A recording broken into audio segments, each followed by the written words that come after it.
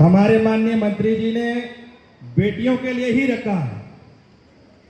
इनके मन में एक इच्छा था कि बेटियों से मैं कैसे मिलूं, किस बहाने मिलूं, और अभी पुण्य श्लोक माता अहिल्याबाई होलकर जी का 300वां जन्म जयंती का कार्यक्रम चल रहा है लगातार। माननीय मंत्री जी लक्ष्मी राजवाड़े जी ने कहा कि मैं अपनी बेटियों से मिलना चाहती हूं, इसके लिए रानी अहिल्याबाई होलकर जी का ये जन्म जयंती इस अवसर पे मिलना मैं चाहूंगी, ये बेहतर अवसर और कोई हो नहीं सकता।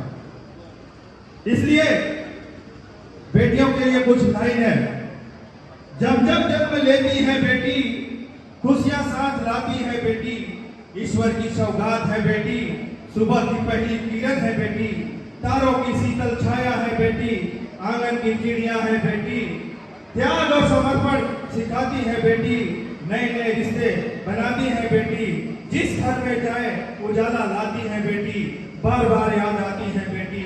बेटी की कीमत उनसे पूछो जिनके पास नहीं है बेटी, जिनके पास नहीं है बेटी। बहुत बहुत धन्यवाद आपका। आज के इस कार्यक्रम सिर्फ हमारी बेटियों के नाम समर्पित है, क्योंकि ये जो कार्यक्रम है अहिल्याबाई होलकर जी की जन्म जयंती के उपलक्ष्य में रखा गया है। अहिल्याबाई होलकर जी मेरे भारत देश की एक बेटी थी। अहिल्याबाई होलकर जी के बारे में अनेक लोगों ने अभी बताया, लगातार आप सब भी सुने। हमारे संगठन संघ के लोग स्कूलों में भी कई कार्यशाला किए हैं, स्कूलों में भी आप लोग अहिल्याबाई होलकर जी के बारे में सुने होंगे। ये वो महिला थी जो अनेक संदेश दे के हमारी बेटियों को चली गई, हमारी मातृशक्ति को देके चली गई। अहिल्याबाई होलकर ये कोई साधारण नाम नहीं है। अहिल्याबाई होलकर को इतिहास के पन्नों में दबा में रखा गया था। अहिल्याबाई होलकर ने जो इतना बड़े बड़े काम किए, कई मंदिरों का निर्माण कराया, कई मंदिरों का जीर्णोद्धार कराया, धर्म के प्रति सजग रही, धर्म के प्रति अपने लोगों को जगा के रखी, अपने हिंदुत्व के रक्षा के लिए खड़ी रही। सेवा कार्य का पूरा लक्ष्य था। सेवा कार्य अनेक पेयजल का व्यवस्था, बावड़ियों का व्यवस्था, कुओं का निर्माण, तालाबों का निर्माण। अहिल्याबाई होलकर एक रानी थी, लेकिन उन्होंने रानी नहीं, जननी की तरह काम किया। जननी की तरह काम किया, इसको ध्यान देने की जरूरत है। कभी अपने आप को रानी नहीं मानी, अपने आप को जननी मानी। और जननी का क्या योगदान होता है? जननी मतलब माता। माता अपने बच्चों को जिस तरह से पाल पोस के बड़ा करती है, माता अपने बच्चों को कितना प्यार देती है, कितना दुलार देती है। अहिल्याबाई होलकर जी भी अपने क्षेत्र के, अपने साम्राज्य के जहां की रानी थी, वहां के एक एक नागरिकों को अपने बच्चों की तरह लालन पालन कर उनका चिंता किया। ऐसे थी अहिल्याबाई होलकर जी। अहिल्याबाई होलकर जी धर्मपरायण तो थी, कर्म की पुजारन थी। कर्मों पे भरोसा करती गई, कभी दिखावा नहीं की। उनका कर्म इतना अच्छा कर्म करती गई कि वह कर्म बयान करता गया हर जगह। कर्मों से जानी गई। आज हमारे सभी, मेरी छोटी बेटियों, सभी से मेरा आग्रह है कि जीवन चरित्र का अध्ययन करिए। यहाँ से जाके भी कुछ साहित्य का अध्ययन करिए, यूट्यूब में कुछ सर्च मार के देखिए। ऐसे हमारे अहिल्याबाई होलकर जी हैं। न्यायपरक अपनों के लिए भी अगर न्याय के लिए कुछ करना पड़े तो अपनों को भी सजा देने के लिए काम करती थी। अभी हमारे मुख्य वक्ता आज के भैया विजय शर्मा जी में पूरे डिटेल में बताएंगे कि कैसे धर्मपरायण थी और कैसे ये न्यायमूर्ति थी। मैं इनके बारे में और एक संस्कार, अहिल्याबाई होलकर जी का जो संस्कार था, इनके जो आदर्श थे, वो आदर्श और संस्कार की वजह से ये सब काम कर पाए।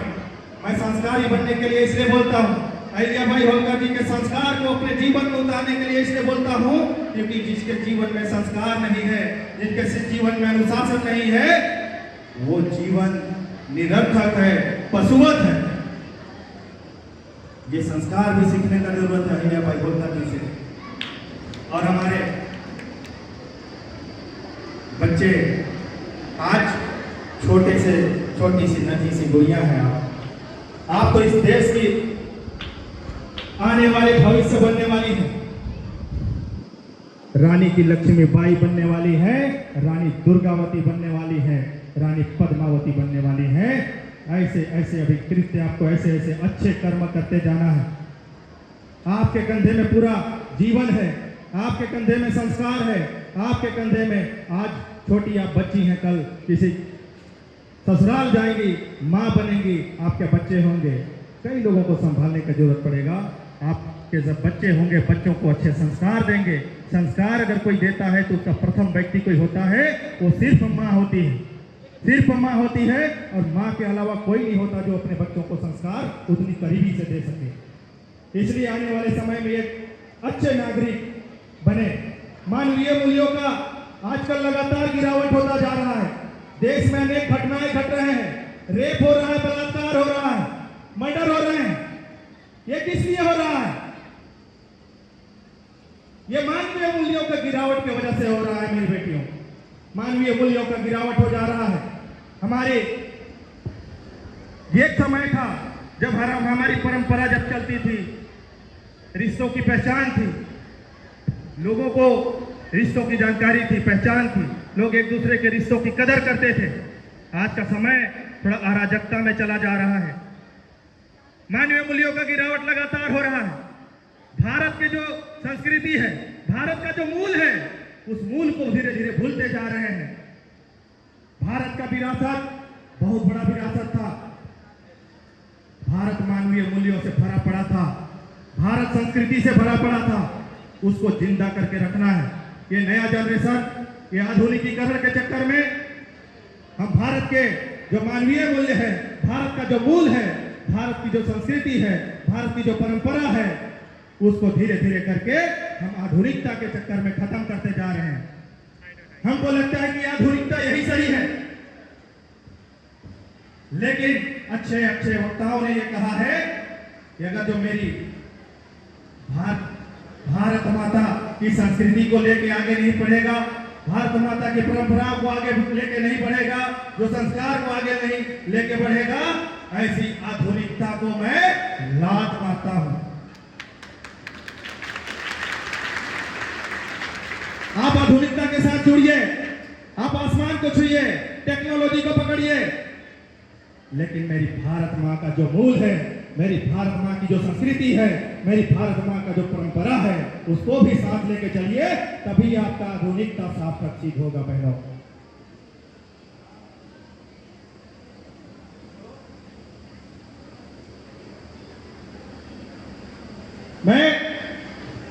मेरे पास विषय अनेक हैं, क्योंकि 2-2 मिनट सब में मैं प्रकाश डालूंगा। ये जो संस्कार की बात मैं कर रहा हूं, इसी संस्कार से आप सबका चरित्र निर्माण होने वाला है।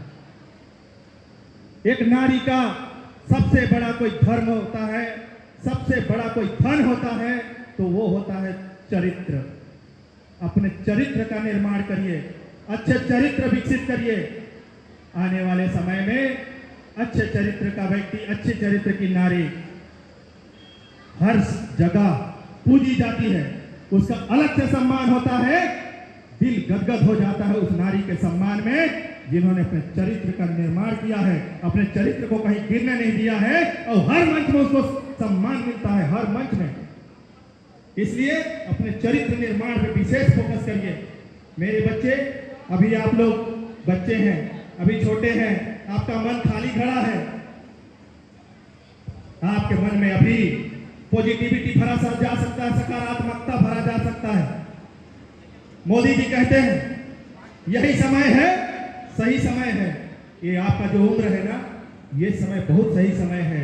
इस उम्र को, इस समय को आप अच्छे चीजों में ढालिए। आपके मन में, मस्तिष्क में पॉजिटिव चीजों को भरिए, निगेटिविटी को हटाइए, सकारात्मक सोच को भरिए। आने वाले असल जीवन में एक काम आने वाला है। यदि इस समय गलत चीजों को अपने दिमाग में भरे तो आने वाले समय में कठिनाई के अलावा और कुछ नहीं हो सकता। कठिनाई के अलावा कुछ भी नहीं हो सकता। अभी स्टूडेंट लाइफ है, जितने अच्छे चीजों को भरेंगे, जितना तपेंगे, जितना कष्ट झेलेंगे, जितना अपने आप को रगड़ेंगे, आने वाले समय में वही, यही आज का जो मेहनत है आनंदमय होने वाला है।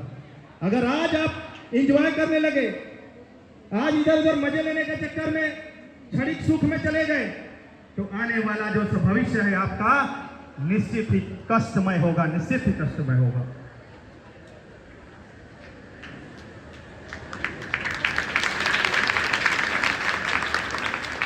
इसलिए मेरी प्यारी प्यारी बेटियों से मेरा आग्रह है कि आज का जो समय है, इस समय को साधिए और अच्छे जीवन के लिए तैयारी करिए और उतर पड़िए। क्योंकि आप जो अभी कहेंगे, अभी जो सोचेंगे, वही होने वाला है। एक कहावत है ना, मन के जीते जीत मन के हारे हार। इस समय आप जो सोच लिए वो होगा निश्चित ही। मैं अभी तक के 40 साल 41 साल की उम्र में मैंने जो अनुभव किया है, जिस बात को लोग ठान लेते हैं वो काम होता ही है। लेकिन मैं मन के जीते जीत मन के हारे हार क्यों कहा? क्योंकि सारा जो जीवन का खेल है, सारी सफलताएं हैं, वो सिर्फ मन के पे डिपेंड है, सिर्फ मन। अगर मन से आप एक दिन हार गए कि मेरे से नहीं हो सकता, अरे मैं नहीं कर सकती, ये कैसे होगा, मेरे पास पैसे नहीं है, मेरे पास संसाधन नहीं है, मेरे से नहीं हो सकता, समझ लीजिए सारे सपने धरे के धरे वहीं रह जाएंगे, सारे सपने वहीं पे मर जाएंगे। अगर मन में आप सोच लिए कि मेरे को जीतना है, मेरे को ये बनना है, वो टारगेट पूरा होने से कोई नहीं रोक सकता बहनों, कोई नहीं रोक सकता। मैं इतिहास गवाह है, बहुत सारे इतिहास की इसे कहानी बता सकता हूं। इसलिए लक्ष्य कर दीजिए, लेकिन लक्ष्य में डाउट नहीं होना चाहिए, लक्ष्य में संदेह नहीं होना चाहिए। अगर संदेह की जगह थोड़ा सा भी संदेह अगर घुसा आपके लक्ष्य में, तो उस लक्ष्य से फेल होने में भी नहीं रोक सकता कोई। इसलिए जिसको लक्ष्य लेकर चलेंगे उसके पूरी पारदर्शिता के साथ, पूरे मन से, पूरे हृदय से, पूरे यहाँ से करेंगे तो निश्चित ही सफलता मिलेगी। इसमें कोई दाग नहीं, कोई दाग नहीं है। बस मन में थोड़ा सा भी पाप नहीं आना चाहिए और थोड़ा सा भी संदेह नहीं आना चाहिए। हर सफलता आपके कदम में। बहनों, आज क्योंकि ये जो समय है, आधुनिक समय है, हम बोलते हैं ना, हम लोग जब पढ़ते थे उस समय विज्ञान का चमत्कार एक वो पढ़ते थे, आप लोग भी पढ़ते होंगे निबंध, विज्ञान का चमत्कार के बारे में कौन बता रहा है? आप क्या कहेंगे? वाह, तो उसमें एक पॉइंट भी था, विज्ञान वरदान है तो अभिशाप भी है ना? एक पॉइंट देते होंगे आप। तो आज विज्ञान में हम आगे बढ़ रहे हैं, टेक्नोलॉजी बहुत आगे बढ़ रहा है। उसका दो पार्ट है, एक वरदान और एक अभिशाप। लेकिन आज का जो जनरेशन है, जो युवा जनरेशन है, वो अभिशाप वाला पार्ट को ज्यादा पकड़ रहा है। बेटियों, ये नहीं होना चाहिए। वरदान वाला पार्ट को अपने जीवन में आत्मसात करना चाहिए। वरदान अर्थात आपको एक छोटी सी उदाहरण मोबाइल का ही दे दूं। मोबाइल आज नेट का दुनिया है।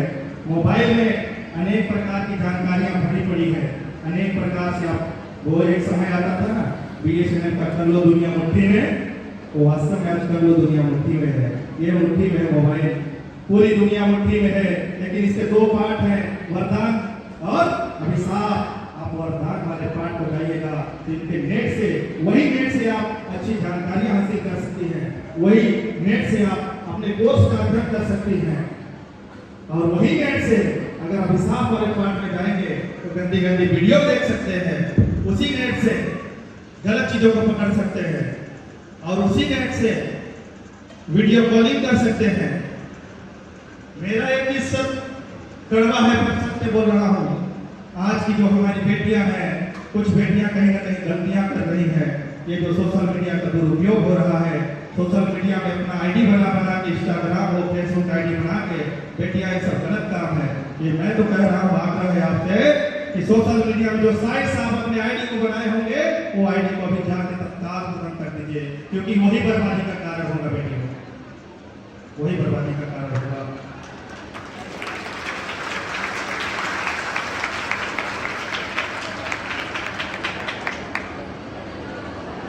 आप सबसे मैं एक कड़वा सत्य बोलूंगा इसमें। हमारी बेटियां कहीं गलती कर रही, मैं बोल रहा था, महिला मित्र पुरुष मित्र बनते हैं सोशल मीडिया में, फेसबुक इंस्टाग्राम में मित्र बनते हैं। कितना जानते हैं उनके बारे में? नहीं जानते। सोशल मीडिया में लिखते हैं मीठी मीठी बातें, हमारी बेटियां उसमें आ जाती हैं। जो लड़के होते हैं हमेशा लुटेरा होते हैं। ध्यान रखिएगा, मीठी मीठी बातें करके हमारी बहनों को फंसाते हैं और ऐसे बताते हैं जैसे कि हमारी बेटियों को लगता है कि यही सत्य है, लेकिन जब जाके आगे धोखा खाते हैं ना, तो समझ में आता है कि वो सत्य नहीं था। सत्य तो हमारे माता पिता थे, जो हमें बचपन से उंगली पकड़ के चलना सिखाया, हमें हमको संस्कार दिया। सत्य तो हमारे माता पिता है, लेकिन हम कुछ पल के प्यार के लिए अपने माता पिता को उस प्यार को रुला देते हैं, जिन्होंने हमको पालने में, हमको बड़े करने में, पढ़ाने में अनेक कष्ट झेले। ये सब बहुत जरूरी है बेटा। आने वाले समय में जो घटनाएं हो रहे हैं सोशल मीडिया से हो रहे हैं, कई कांड आपने सुना होगा, टीवी समाचारों में देखा होगा, बिल्कुल गलत है। बिल्कुल सतर्क रहने की जरूरत है। इस समय सिर्फ एक सोचिए कार्यक्रम होना चाहिए आपका, अपना कैरियर बनाने का। ये लोभ प्रलोभन ये सबसे बिल्कुल दूर हो जाइए, क्योंकि सफलता जब मिलती है तो सफलता की कहानी जब कुछ बच्चियां बताती हैं, कोई IAS बनती है, कोई IPS बनती है, कोई स्टेट सर्विस की में पास होती है, तो सफलता की कहानी जब पूछा जाता है कि आपकी सफलता की क्या कहानी थी, तो उनका सबसे पहला कहना यही होता है कि भैया हम सोशल मीडिया से दूर रहे हैं, मोबाइल से दूर रहे हैं, इसलिए आज ये जगह को हासिल कर पाए हैं। तो मेरी बेटियों से भी आग्रह है कि आप भी मोबाइल को छोड़िए और कैरियर को बनाइए। आप भी कभी जब सफल होंगे, ये बात आपको स्टोरी के रूप में बताना पड़े कि मैं आज यहाँ पे पहुंची हूँ, ये सफलता हासिल की हूँ, तो इसके पीछे मुख्य कारण है वो मोबाइल का छोड़ देना। ऐसे आप बता। आजकल एक विषय और चल रहा है, साइबर ठगी का शिकार हो रहे हैं लोग। उल्टा सीधा मैसेज आ रहे हैं, किसी मैसेज को दबा दिए, किसी वो फर्जी कॉल का फोन उठा लिए, आपके खाते से पैसा गायब हो जा रहा है। तो बहुत पैसा ट्रांजैक्शन का जहां मामला है, 10 बार सोचिए, 10 बार परीक्षण करिए। जल्दीबाजी में कोई फैसला नहीं लेना है। कोई लोग लुभावन बात बोला कि आपके पैसा को डबल कर दूंगा, इतना साल में डबल कर दूंगा, ये कर दूंगा, आपका ये प्लान है, आपका ये OTP दीजिए, बिल्कुल बहकावे में नहीं आना है। आपके लिए शुभ चिंतक, इतना बड़ा शुभ चिंतक कहां से आ गया जी? आपके लिए शुभ चिंतक कोई है तो अपने परिजन है, अपने माता पिता। सबसे पहले अपने गुरुजनों, अपने माता पिता, अपने इष्ट मित्र, सबसे सलाह लेना है, खूब बना के 10 बार सोचना है, तब जाके पैसा ट्रांजैक्शन जैसे विषय पे फैसला लेना है।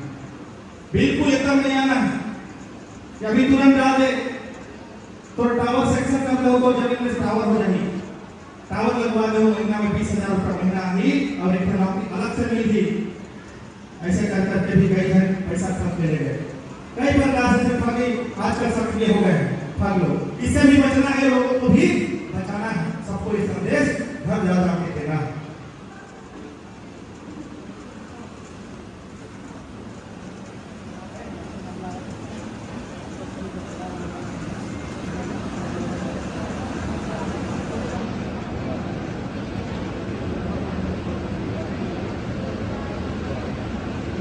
अभी हमारे मंडल अध्यक्ष रमेश गुप्ता जी बता रहे हैं घटना भटगांव का ही 6 करोड़ की ठगी का मामला आया है।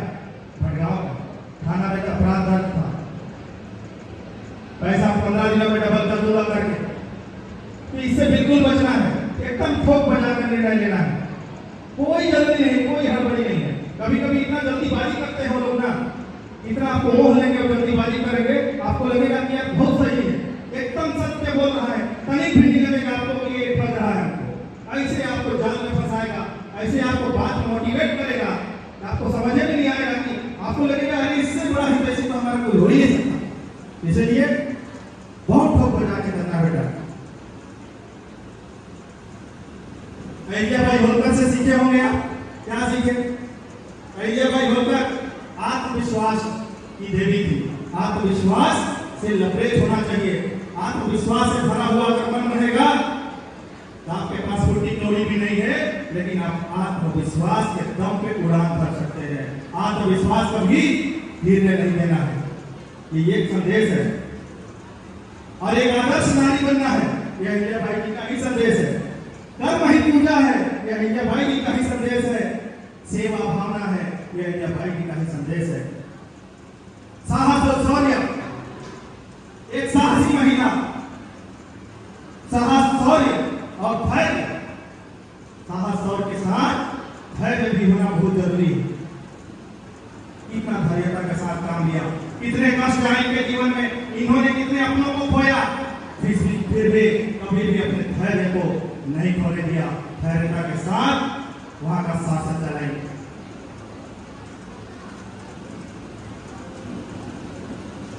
देखो ये साहस शौर्य मैं इसलिए बोल रहा हूं बेटा, एक पंक्ति में उन्हीं के लाइन से ढूंढा था, कठिन समय आएंगे लोग टूटेंगे, कठिन समय आएंगे लोग टूटेंगे, लेकिन जो टिकेगा वही इतिहास रचेगा, जो टिकेगा वही इतिहास रचेगा। आपको बहकाने वाले अनेक लोग आएंगे, आप टूट जाएंगे, अरे क्या करता है कैसे वही नहीं हो पाई। आपको मनोबल को डाउन करने के लिए कई लोग आएंगे और कई लोग टूट भी जाएंगे। इसमें लिखा है कठिनाइयां आएंगी, कई लोग टूटेंगे, लेकिन जो टिकेगा वही इतिहास रचेगा। इस लाइन को नोट करके रखिए बेटा, इस लाइन को नोट करके रखिए। कभी टूटना नहीं है, कभी छूटना नहीं है, क्योंकि विषय ज्यादा हो जा रहा है। हम जरा भारत मां के भी बारे में बात कर लेते हैं। मेरी भारत मां, जिसको हम भारत माता कहते हैं, अन्य देशों में ऐसा नहीं है, एक अलग प्रेम है। भारत परम वैभव की शिखर में बहुत अति शीघ्र जाने वाला है। आपको ध्यान होगा एक समय भारत को गरीब के देश में श्रेणी में गिना जाता था। यहां के लोगों को लगता था कि अब कुछ नहीं हो पाएगा, अब कुछ नहीं हो पाएगा इस देश का। ऐसे निराशा लोगों में बन गया था। जैसे मोदी जी आए होंगे, देखे होंगे आप, मोदी जी के आने के बाद एक एक व्यक्ति में अपेक्षाएं बढ़ गई, आशा बढ़ गई, उम्मीदें जग गई कि अब भारत का कुछ हो सकता है। भारत देश उस समय क्या भी सबसे बड़ी अर्थव्यवस्था थी। मोदी जी के आने के बाद धीरे धीरे करके 5वीं सबसे बड़ी अर्थव्यवस्था बन गई। और अभी एक आध सप्ताह पहले की खबर आप सबने सुना होगा, भारत इस धरती की 4थी सबसे बड़ी अर्थव्यवस्था हो गई आर्थिक मामले में। ये काम करने की इच्छा शक्ति है, मोदी जी का काम करने की इच्छा शक्ति है। कई सरकार आए, पूर्ववर्ती सरकारों को 1 साल 50 साल 60 साल राज किए, इच्छा शक्ति नहीं थी, नहीं तो ये भारत देश कब का 4थी अर्थव्यवस्था बन सकती थी। लेकिन मोदी जी की इच्छा शक्ति ने देख लिया, तीसरा कार्यकाल हुआ, 11वां से सीधा 4था में आ गया और बहुत शीघ्र ही 3री सबसे बड़ी अर्थव्यवस्था बन उभरने वाली है भारत। तो ये है इच्छा शक्ति काम करने का। और मोदी जी के जो नीति है, रणनीति है, यहाँ छत्तीसगढ़ सरकार भी उसमें अमल करना चालू कर दी है। आपकी आपकी चुनी हुई विधायक, आपकी मंत्री लक्ष्मी राजवाड़े जी इसमें अनुसरण करना चालू कर दी है, उस दिशा में काम करना चालू कर दी। ये भारत भूमि केवल भूमि का टुकड़ा नहीं है, बल्कि ये जीता जागता राष्ट्र पुरुष है, बल्कि ये जीता जागता राष्ट्र पुरुष है। ये वंदन की भूमि है, अभिनंदन की भूमि है, ये अर्पण की भूमि है, तर्पण की भूमि है। इसकी नदी नदी हमारे लिए गंगा है और इसका कंकड़ कंकड़ हमारे लिए संकर है। हम जिएंगे तो इस भारत के लिए और मरेंगे तो इस भारत के लिए। बोले भारत माता की। बस इतना कहकर मैं अपनी वाणी का विराम देता हूँ। मेरी बेटियों को ढेर सारा आशीर्वाद, ढेर सारा प्यार देते हुए अपनी वाणी को यहाँ समाप्त करता हूँ। मंच में मेरे अतिथिगण सभी को प्रणाम करते हुए मैं अपनी वाणी को विराम देता हूँ। बहुत बहुत धन्यवाद। बोले जय जय श्री राम।